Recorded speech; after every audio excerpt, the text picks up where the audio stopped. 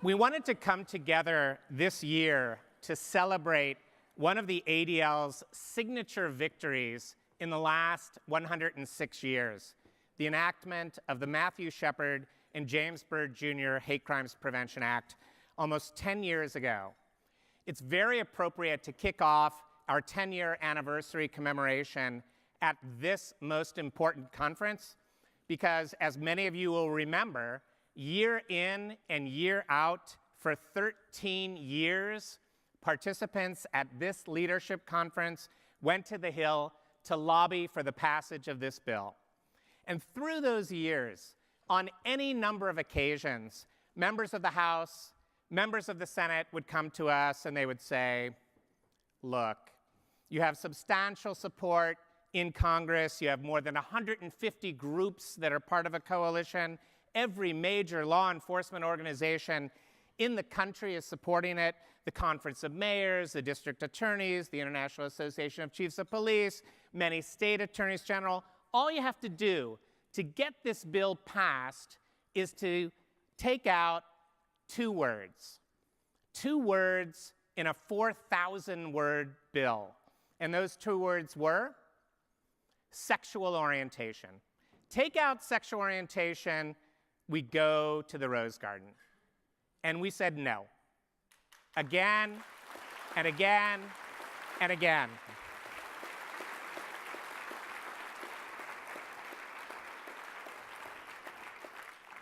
And equally important, our coalition partners said no. The International Association of Chiefs of Police, the NAACP, the mayors, the Leadership Conference on Civil and Human Rights. And in the end, we did get sexual orientation in this most important federal hate crime law and, for the first time, gender identity.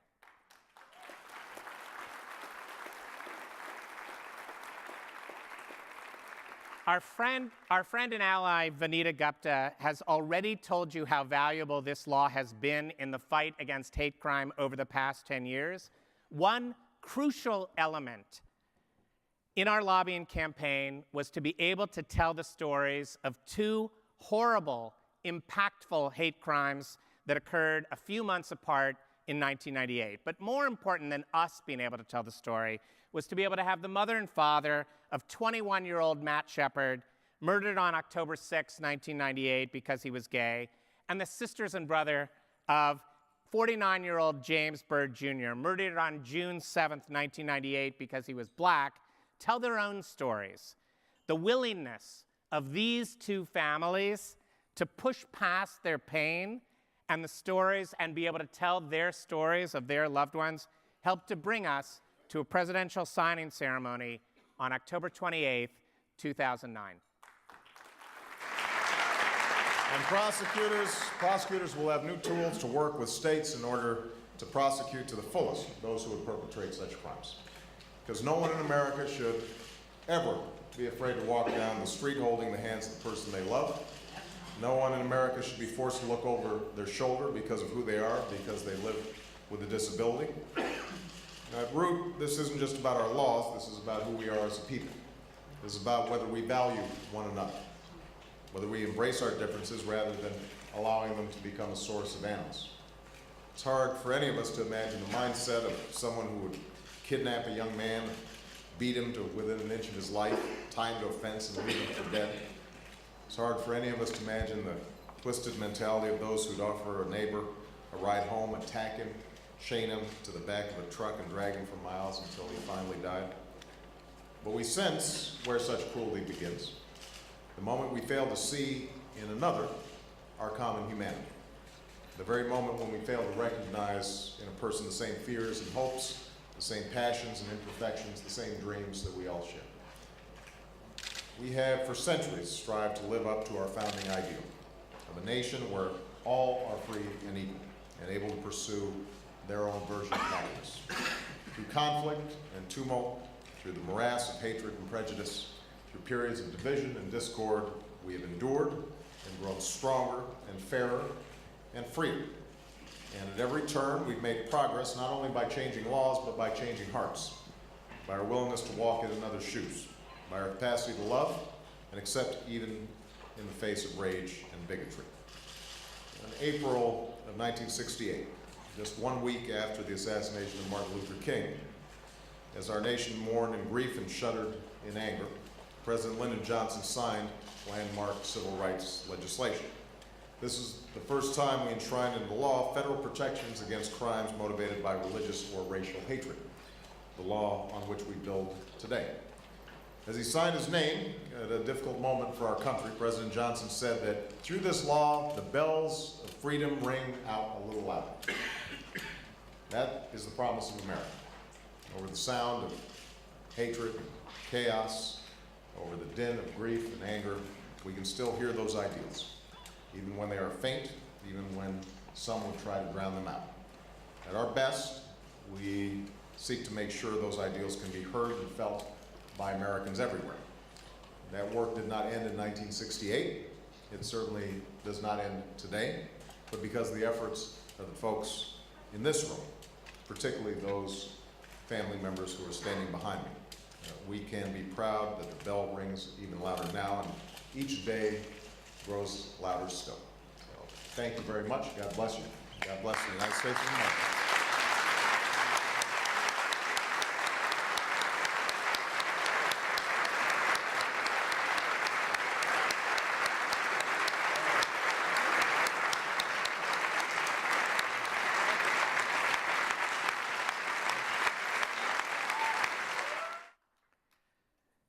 Louvon, Judy, Dennis, you guys have been associated with this terrible, terrible, brutal hate crimes. Who would have blamed you if you would have just closed in to family and community, grieved in silence? That has not been your path.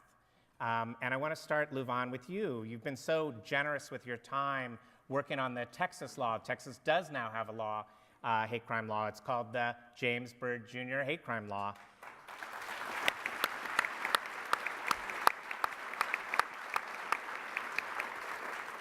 You have been a great partner to Dina Marks and others in our Houston office for nearly 20 years. Take us back, please, to that day where the president is signing this legislation, your hard work to get there. Tell us about how you were feeling at that time. There's no words to describe after you get you're a victim of hate crime, because you always go through the world as lost because the person that you love was killed through a senseless death because he was born black. And James was a people person. He loved people. And at that moment, I just felt I was honoring him, knowing that his death made a difference and that it would protect others from having to go through what he had to go through because of hate, because his death was a senseless death and no family should go through that. So be there with the president having to sign a federal bill saying, okay, no one will ever have to go through it again. It was a feeling for me and for our family. The state bill took a long time because of the same scenarios that you mentioned before, but we kept fighting until we got everyone covered and no one would be able to deal with as a family. So it was an unexplainable feeling for our family and for James, because I know he will be honored to be part of such a bill. Judy, Dennis, how did you decide to be involved in this fight? Well, even while Matt was still in the hospital, we began to get a lot of communications from parents asking us, as accepting parents, to please talk about how important it was to keep your children close. They still had the opportunity to welcome their children or whoever they had removed from their life because they were gay, to welcome them back, but we did not have that opportunity. I think they were hoping that maybe people would rethink that position. And we felt like we owed it to Matt, Dennis and I, and Matt's brother Logan. We made a pact in the hospital that as long as we had the opportunity to speak out, we would.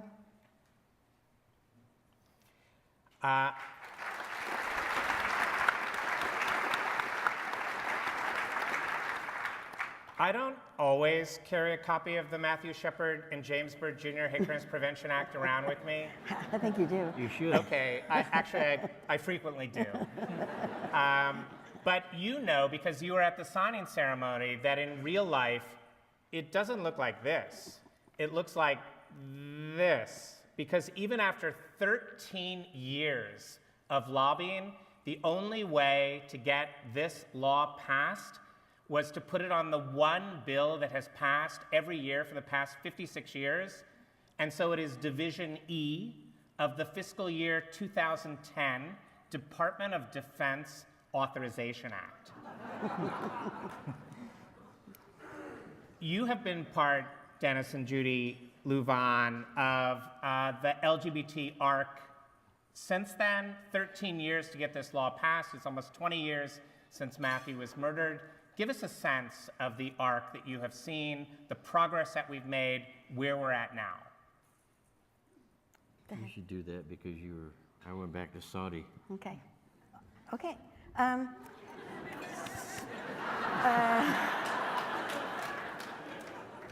Well, when we first got involved, Matt was out to us, so that was a really important step. He was out to us. If he hadn't trusted us, I'm not sure we could have survived it, but he was honest and truthful with us about who he was. So, but we knew very little about what the community itself was facing because, as Dennis said, we were living in Saudi Arabia at the time, and prior to that, Wyoming, which is like equally Saudi bad. Arabia. Equally bad.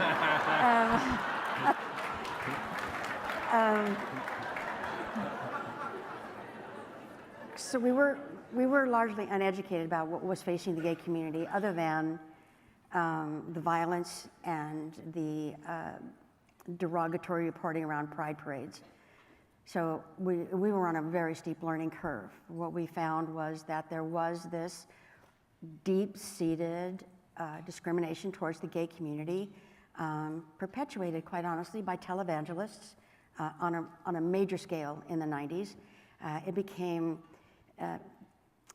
Governor Richards in Texas used to say, you need a common enemy. Well, then it was the gay community because the Berlin Wall was down. We thought communism was like on the wane. So it became, well, let's focus on those gay folks. So that's what was going on. Every state legislature, everything was like just trying to take things away, prevent things, adoption, marriage, job protection, military service. It just was across the board.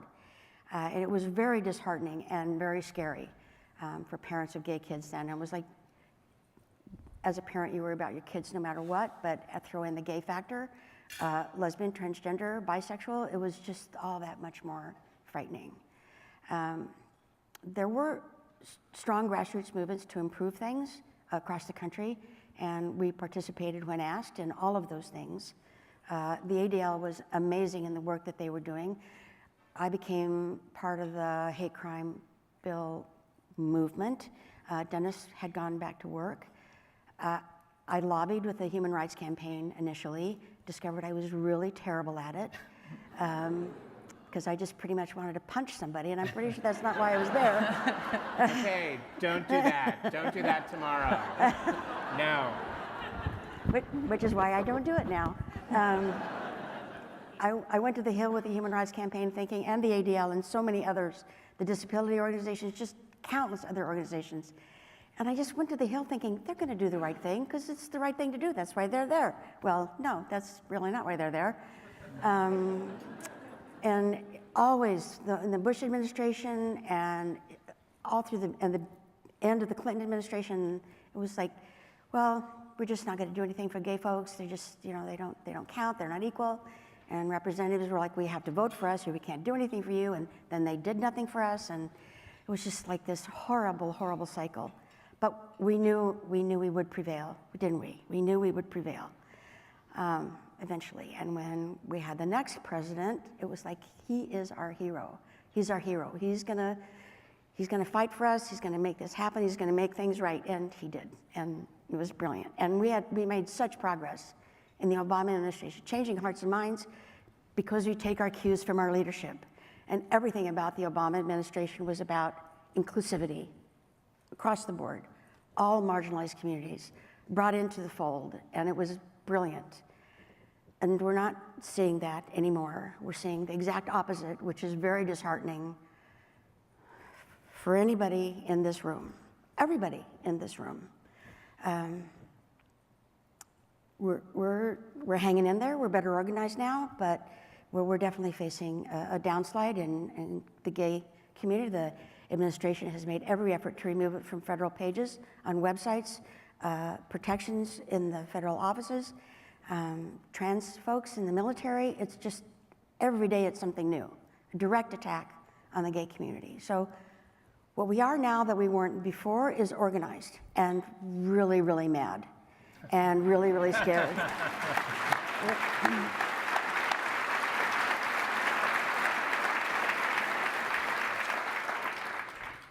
And that's where we are today. We're just trying to hang on until we get another hero in just a little while.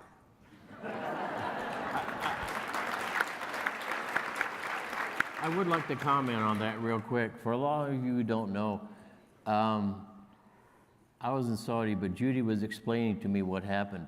When they called it the Hate Crime Prevention Act, no one cared. Very quickly. But when you added Matt's name and James's name to it, it put a face to the law, to the act, and gave a reason to vote for it. Plus, we had a very conservative Republican Western Mormon senator and a very liberal Eastern Catholic senator, Gordon Smith and Ted Kennedy. The two religions who are against LGBTQ the most. They were the sponsors. And they explained to Judy, regardless of our personal beliefs, it's what's best for the country, not is what's best for us. And we need to go back to that today.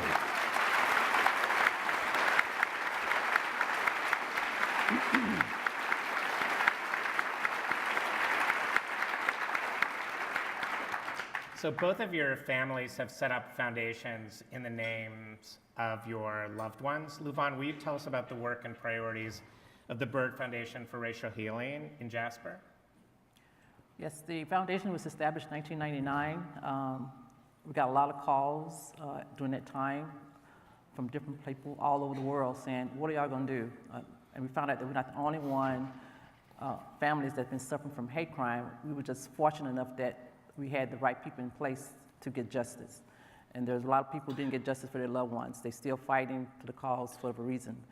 And so we ended up being the counseling end of our phone call rather than the grieving end, and we had to do something about it.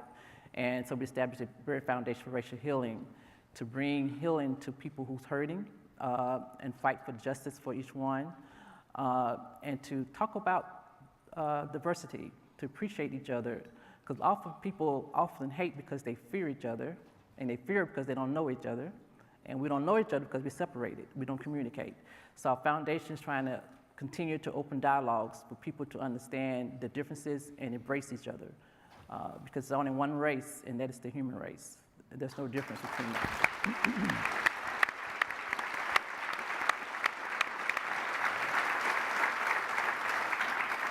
Judy and Dennis, can you talk about the work of the Matthew Shepard Foundation?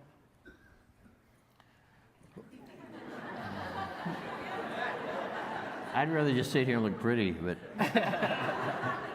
the foundation started off really focused on Matt's community, LGBTQ.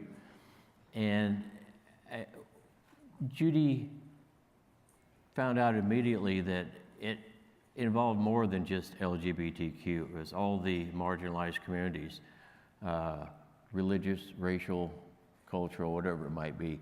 So it expanded, and we traveled the country talking about equality. We traveled the world, actually. Equality, the chance to have the same chance to succeed for these young people. Show that we're all different, and instead of putting it down, we should be celebrating the fact that we're all different, and that is not what's happening. So we talk about that, and now the one weakness of the Byrd-Shepard Act is that it does not require mandatory reporting of hate crimes. So earlier, under the last administration, the Justice Department would set up hate crimes training for law enforcement, NGOs, and just interested citizens to come in and learn about the law, what their rights were, what they needed to do, and in order to get hate crimes reported. that is no longer happening. We would come in as their guests. Now we are trying to find help in the cities we go to help fund, to bring in federal prosecutors, law enforcement, to be the speakers and to train local law enforcement in those cities about the law and what their duties and rights and responsibilities are. And to try and get some movement, because we need to start not only at the local level to have hate crimes reported, but we need to have that done to the state level, and from the state level to the federal level. We don't know there's a hate crime. Miami Beach supposedly has had one hate crime since 2002. Great, I'm gonna move there. They have an ocean too. Yeah, but that's the problem. We don't know where the hate crimes are, we don't know what types of hate crimes we have, and we don't know what the needs are to educate and eliminate those hate crimes and where to target both law enforcement, prosecution, and education. So that's what we're doing now. We're trying to really focus on that. That's our main goal, is to educate the nation on the law and what needs to be done to try and get enough movement to get hate crimes made a mandatory. And then the problem with that is you have to have a standardized form that says, do you think this was a hate crime? What type? And so that it can, again, be forwarded and go into the federal government so they can have the statistics, and the state can, to know where to focus funding and education. So that's our big target right now. So there's a couple tables of law enforcement really close to us, but I would say this, even if there were no law enforcement, they're not really touchy-feely types, law enforcement.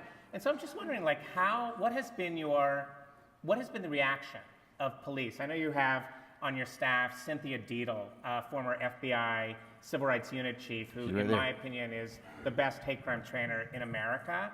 And so that's fantastic when law enforcement can talk to other law enforcement about hate crime training, but you guys have told such compelling stories to law enforcement. What has been your sense of the police reaction when you're telling this story? It's 20 years ago, and you've been doing it for that time. What has been your sense of the police reaction to this outreach and training?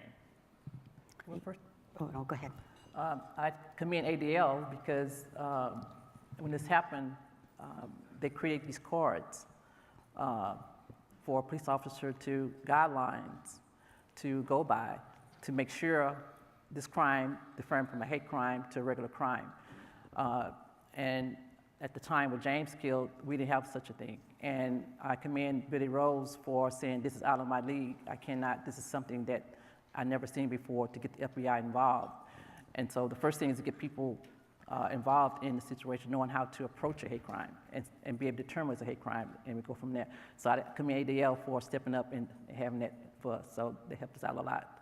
And also the police at the time in Jasper realized it's something that they need to pass on that's out of their hands. One for that, it probably been slid on the rug and no one never knew about it. So from that aspect, the officers was pretty educated when it came to our hate crime, and I hope it's continued. So. Yeah, Judy. Well, we, in our own personal experience, the law enforcement in Wyoming was brilliant. They were kind, professional, compassionate, and underwent a life-changing experience from becoming homophobic to really strong supporters of the community, and that was kind of nothing less than a miracle for us. Wyoming had no hate crime legislation, still one of 5 that still doesn't have any hate crime legislation. So they are an anomaly, actually, in Laramie. Nationwide, we meet with mixed reactions at our conferences. We meet young officers who are desperate to learn about it, but get no training at the academy or where they are. We also encounter police departments where the prosecuting attorney will tell them, don't even check that box because I won't prosecute it. So it's a mixed bag across the nation of what we're going to encounter based on how difficult it is to actually prosecute and prove, or that they don't even want to take the time to do it. So I sense progress, but I also sense resistance based on a lot of factors, where they are, the community itself. So it's a mixed bag of reaction to the things that we do.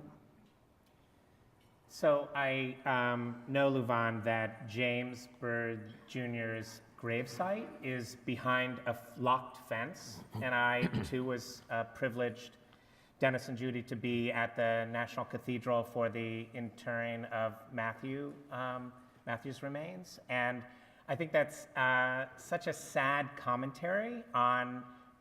So it was such a wonderful ceremony, but a sad commentary that you felt like it was difficult to lay Matthew to rest until he was in a safe space, and Louvon as well. Can you talk about the ceremony at the National Cathedral for a moment? Well, it was. I'll try. We will try. It was beautiful. It was totally unexpected. We also made some presentations to the Smithsonian, and they came to our house. And the gentleman he knew we still had Matt's ashes, and he knew we were afraid to do. We didn't know what to do with them. We were so afraid of vandalism in the future because of what Louvon's family had gone through, and we knew that was definitely a possibility for us as well. So this gentleman said, "Have you considered the National Cathedral?" It's like, well, no, because it's the National Cathedral. And I didn't even know they did anything like that. So he said, well, I think you should think about it. So I emailed Bishop Robinson, who is a friend of ours, and he said, oh my gosh, it's perfect. So he set the whole ball rolling, and within a couple of months, it was a done deal.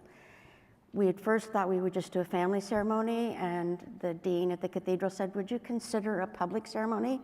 It's like, well, who's going to come? It's just, Matt's family. And we were pleasantly surprised that it was a lot more people than that. But the really wonderful thing is it's at a place where anyone can go now and see and pay tribute to Matt's memory if that's what they want. Because there really was no place other than that before. And we would get a lot of communication asking us where they could go. And Matt was now safe. No one was going to harm him now. So it was brilliant. And no protesters this time. Equally brilliant. And the other...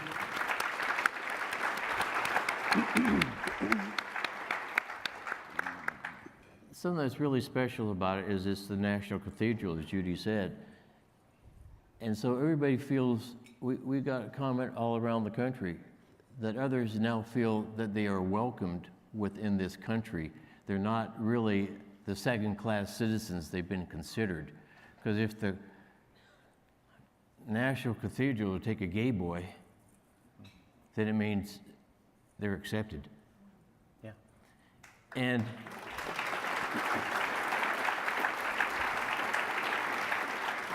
the service was almost identical to the one that we had in Casper 20 years ago. But this time, we were able to invite and have all the friends we've made since then who are struggling along with us for equal rights for all the communities to share saying goodbye to Matt with us. And they said that they had over 1 million hits that day when they streamed it. And it's still available if you haven't seen it. Just go to the Washington National Cathedral website and you can see that. But it was really special. yeah, it's special to us and special to a lot of people out there, young people especially, who feel unloved and unwanted no matter where they are.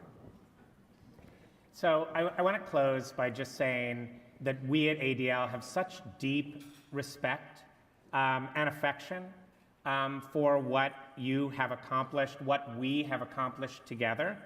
And I think one demonstration of how intertwined our work together has been was the Imagine video. We made this video for our 100th anniversary. It was a creation of an alternative universe. What if Anne Frank had lived? What if Martin Luther King Jr. had lived? What if Yitzhak Rabin had lived? And what if James Byrd Jr. had lived? What would he have been able to accomplish? What if Matt Shepard had lived? What if he had been able to accomplish? And I think that telling that story was very important to us. But you know very well, and I know you will agree, that working together, we can do so much more than imagine that world without hate. We are building it. You are building it.